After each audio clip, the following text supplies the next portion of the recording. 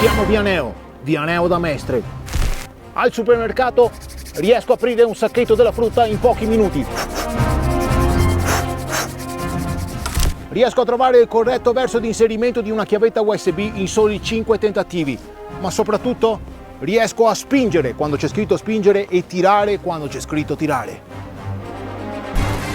Questo è Super Survivor!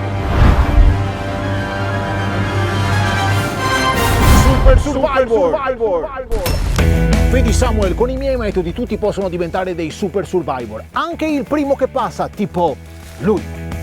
Ciao Samuel, sono Maci.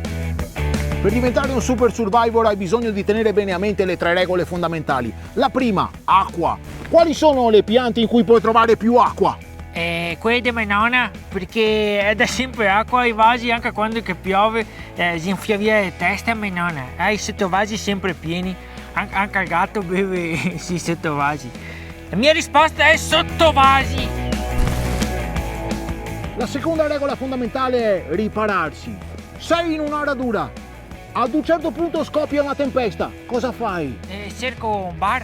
No, ce ne sarebbe uno, ma è chiuso. Mi rifugio sotto un albero. No, non ce ne sono, è una radura. Se non che sei il bar. Cerco di entrare nella tenda di qualcuno. Non che sei tende, sei da solo. Mi costruisci un riparo da solo. No, mi sono portato la tenda da casa. Non ti sei portato. E ora mi c'è parlato tempesta e vestiti che faccia.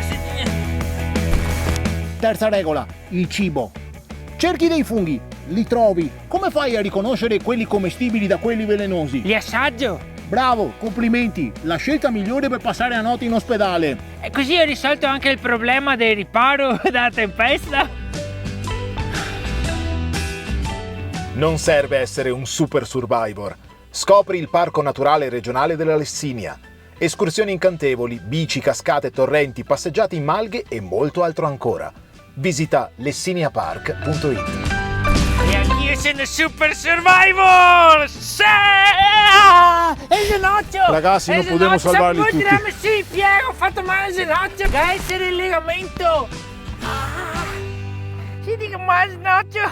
Essere il legamento!